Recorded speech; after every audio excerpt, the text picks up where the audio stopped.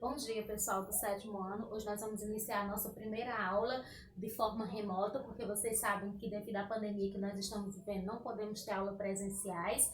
Espero que isso passe o mais breve possível para que a gente volte a ter as nossas aulas presenciais.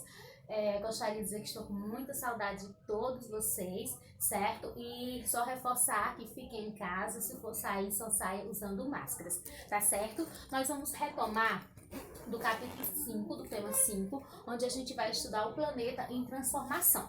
Nós já vimos que o planeta Terra ele passou por diversas transformações até se formar.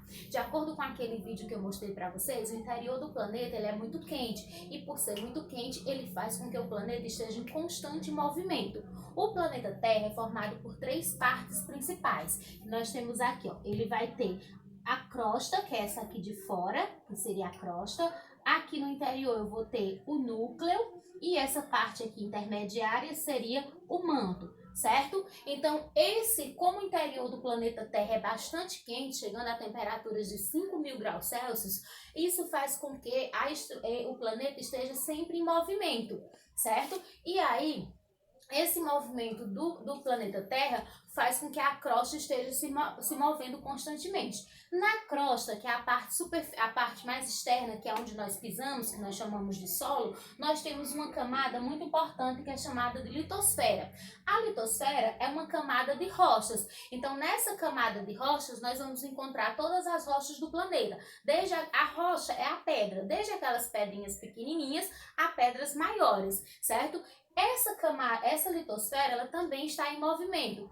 Nós temos, antes de seguir, vamos lembrar da deriva continental. O que seria essa deriva continental? É uma teoria que disse que há milhares de anos atrás, o planeta Terra ele era formado por uma única placa, certo? E devido ao movimento do planeta, essa placa ela foi se separando, foi se soltando e aí formou placas menores. Essas placas menores, elas são chamadas de placas litosféricas ou também de placas tectônicas, certo? Então é isso que diz a deriva continental, que um dia tivemos apenas uma placa que com o passar do tempo, com o movimento do planeta, se dividiu e formou placas menores, as placas litosféricas ou tectônicas, tá certo, pessoal?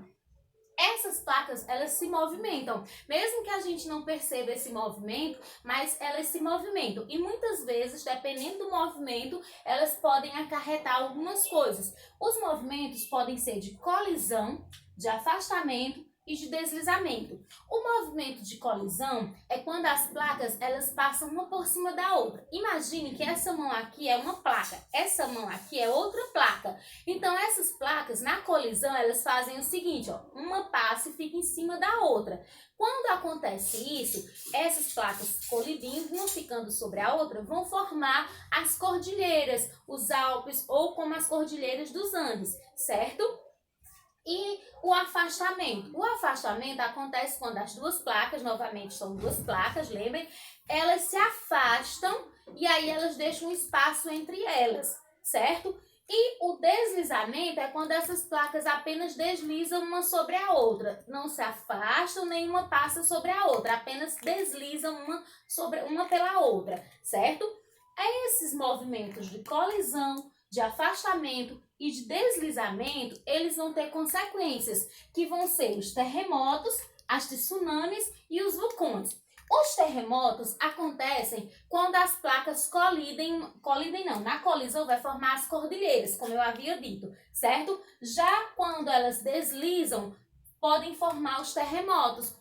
Então, quando elas deslizam aqui, ó, uma pela outra, na borda das placas, faz com que a Terra trema. Esses tremores, eles podem ser tremores muito pequenos, que a gente nem consiga sentir, ou podem ser tremores enormes, que causam devastação nas cidades, derrubando prédios, matando pessoas, certo? No Brasil, e por que no Brasil nós não temos esses terremotos tão grandes? Porque no Brasil, para poder ter terremotos, sentir terremotos, os países têm que estar nas bordas. Por exemplo, o país que estiver aqui, o país que estiver aqui, quando houver o deslizamento, a terra vai tremer e eles vão sentir os terremotos. No caso do Brasil, nós ficamos no centro de uma placa e não na borda. Por isso que no Brasil não tem terremotos tão fortes. Mas já foram verificados no Brasil pequenos terremotos de pequena intensidade, mas que não são tão grandes, certo?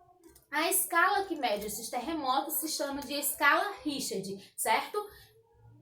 E as tsunamis? As tsunamis, elas vão ocorrer quando esse terremoto acontece no mar, que na verdade seria o maremoto. Então, quando quando essas placas deslizam no mar, aí acontece o que a gente chama de maremoto, aí o mar treme e causa ondas gigantes, que são as chamadas tsunamis. Então, tsunamis são ondas gigantes. No Brasil também não há registro de tsunamis.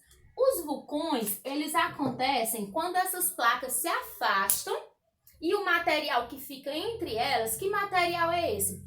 O material que está no interior do planeta Terra, ou no núcleo, ou aqui no manto. Esse material, lembrando que ele é um material quente, com altas temperaturas. Então, o que é que acontece? Quando essas placas se afastam, o material que fica no meio das placas, ele sobe e aí causa o que a gente chama de erupção vulcânica, que é quando o vulcão entra em erupção. Ou seja, o magma, que é o material do interior do planeta Terra, sobe por esse espaço e sai para fora, fazendo a erupção do vulcão.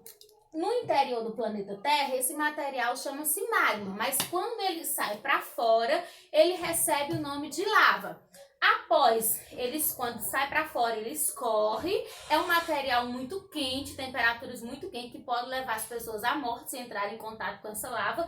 E no caso, esse magma, no interior ele é magma. Quando ele sai para fora, ele deixa de ser magma e passa a se chamar de lava, certo? Então a lava é o material que o vulcão expele durante a erupção e essa lava, depois de um tempo, ela esfria e forma o que a gente chama de rochas magmáticas, certo? Essas rochas, elas vão ser foram estudadas por nós no 6º ano e a gente vai falar delas posteriormente. Os vulcões, há um fator muito importante. Apesar dos vulcões serem extremamente destruidores, ter esse problema de quando ele entra em erupção, ele pode acabar com a cidade inteira, né? Pode devastar uma cidade inteira, mas existem muitas pessoas que têm preferência por morar em torno de vulcões. E por que será que isso acontece? Isso acontece pelo seguinte fato, porque quando a lava escorre pelo chão, ela também deixa esse solo rico em nutrientes. Então, os solos que são próximos a vulcões são solos extremamente ricos em nutrientes e que tem muita facilidade, como são férteis, né? A produção agrícola é bem melhor. Então, por isso que as pessoas tendem a querer morar perto dos vulcões, porque tem uma produção para a agricultura muito boa, é algo muito produtivo. Bom, pessoal, por hoje foi só isso na nossa aula, certo? Eu vou proceder com vocês da seguinte maneira. Após a aula, eu vou também estar postando para vocês fotos do conteúdo do meu livro, que é o mesmo conteúdo que tem no livro de vocês, certo? E também uma atividadezinha para vocês. Não é uma atividade muito longa, espero que todos possam resolver. Então, vocês vão ler o conteúdo, assiste a videoaula, lê o conteúdo do livro e responde as questões que eu estou pedindo. Após resolver as questões, vocês tiram a foto e pode pôr no nosso grupo mesmo, não precisa pôr em PV não, põe no grupo de volta, que aí eu vou corrigir as atividades de vocês, vou anotar quem está fazendo. E na aula seguinte eu faço a correção oral, igual eu fazia na sala de aula, né, na videoaula, e a gente segue com o próximo conteúdo, tá certo? Qualquer dúvida é só perguntar no grupo. Tchau, um abraço.